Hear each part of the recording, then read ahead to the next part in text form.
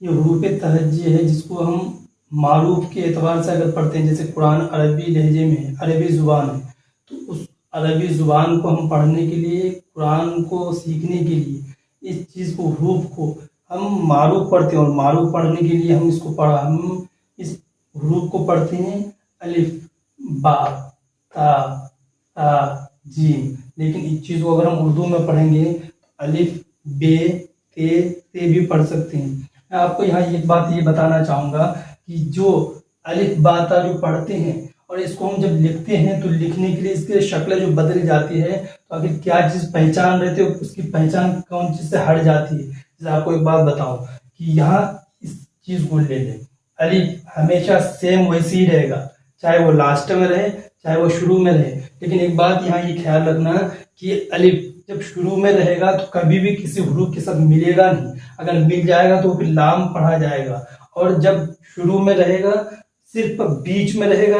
الف بیچ میں کبھی نہیں رہے گا۔ جب الف بیچ میں اگر ہو جائے تو پھر وہی لام آ جائے گی بات۔ اور الف ہمیشہ لاسٹ میں جب رہے تو مل سکتا ہے کسی حروف کے ساتھ، لیکن شروع میں رہے یا بیچ میں ہو ہی نہیں سکتا، شروع میں رہے تو اکیلا رہے گا۔ اور با، جیسے با، اس با کو اگر ہم جب لکھتے ہیں تو اگر با لکھیں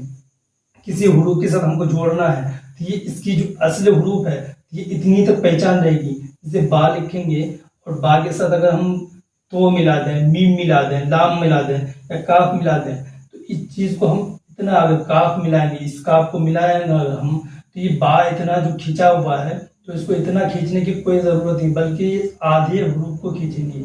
آدھے حروف کو کھینچنے کے بعد اگر ایک چیز یہ بھی خیال رکھیں کہ جو حروف یا جو اصل حروف ہے، حروف تہجی جو اصل حروف ہے، اکچھر ہے، بناوٹ جو اس حروف کی ہے، تو اس حروف کی بناوٹ جو لاسٹ والی جو حروف ہوتی ہے، جو لاسٹ میں جو بھی حروف آئے، اس 29 حروف میں سے جو بھی حروف، یعنی یہ 29 حروف عربی کا ہے۔ یہاں جیسے بے لکھیں گے اور بے، جیسے بال، بک لکھیں اگر، تو بک لکھنے کے لیے یہ کیا کرنا ہوگا، لاسٹ والا حروف کاف، کاف، اس کو کاف جوڑ دیں گے پورا۔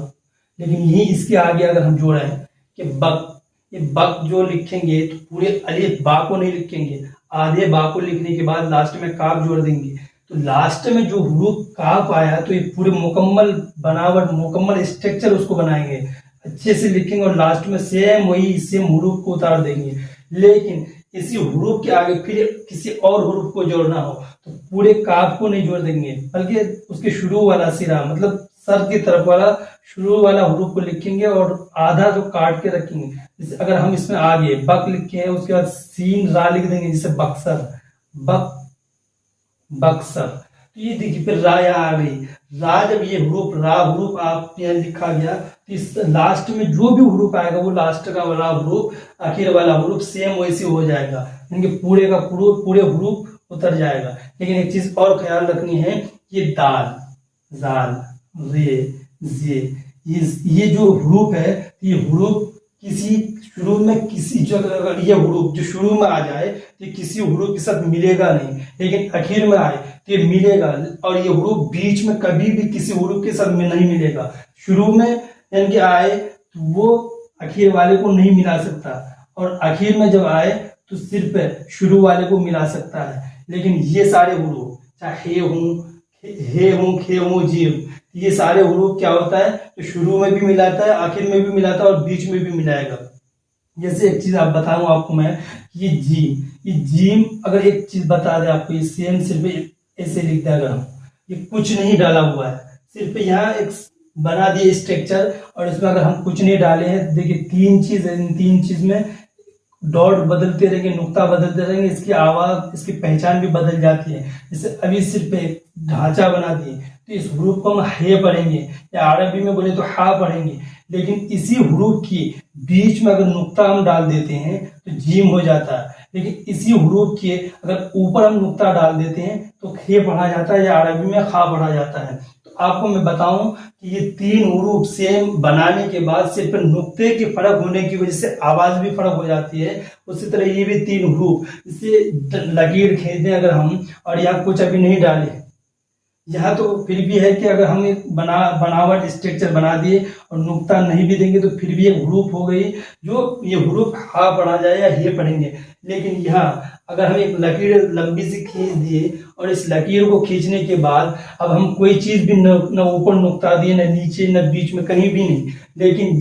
जब तक इसके ऊपर नुक्ता न पड़े तब तक ये पहचान नहीं बता सकती है। तो अगर हम नुक्ता दे दिए, एक नुक्ता दे देंगे तो बे पढ़ा जाएगा। अगर यहाँ 2 नुक्ता दे दिए तो ये समझ जाएंगे ये होगा, ये या पढ़ा जाएगा। लेकिन इसको 3 नुक्ता दे दिए तो ये पे हो गया। इस तीनों नुक्ता को अगर हम उड़ा देते हैं और ऊपर में 2 नुक्ता देते हैं तो ये ते हो गया। और इसी ते को अगर हम छोटा सा तो बना दिए तो ये टे हो जाएगा। इसी तरह एक चीज यहाँ आपको बताऊं कि 1 2 3 4 ह्रूफ है। इस 4 ह्रूफ को जब हम मिला के लिखते हैं, जैसे इस 4 ह्रूफ को अगर हम मिला के लिखेंगे तो इसकी असल पहचान जो है ना, ये चीज है, ये उसका सिरा, ये जो चीज है ये कट जाती है। इसको कटने के बाद देखिए, अगर आपको बताएं कि कटने की वजह से ये भी है कि अगर हम इस चीज को, अगर हम शुरू वाला हम ये काट देते हैं तो इसकी कोई पहचान नहीं होती है। लेकिन अगर इसका लास्ट वाला अगर हम काटते हैं तो इसकी पहचान बाकी रहती है, क्योंकि इसकी पहचान ये है कि अगर ये सीन है, अगर इसके ऊपर नुक्ता दे दिए तो शीन पढ़ेंगे। लेकिन इसके शुरू वाला अगर इसके सिर सर को काट देते हैं तो इसकी कोई पहचान नहीं होती है। हाँ, अगर इसकी पहचान गोलाई के एतबार से अगर जाए तो अगर इसके बीच में नुक्ता देंगे तो नून हो जाएगा, नून। उसी तरह ये आइन और गैन, एक चीज ये भी ध्यान रखें कि अगर हम इस ह्रूफ को मिला करके जब लिखेंगे तो इसकी सिरा जो ऊपर वाला हिस्सा है, ये ऊपर वाला हिस्सा बाकी रहेगा, इसके नीचे वाला हिस्सा कट जाएगा।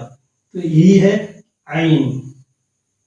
आइन इतना सा लिखने के बाद किसी ह्रूफ को अगर हम मिलाते हैं तो जैसे अजीब,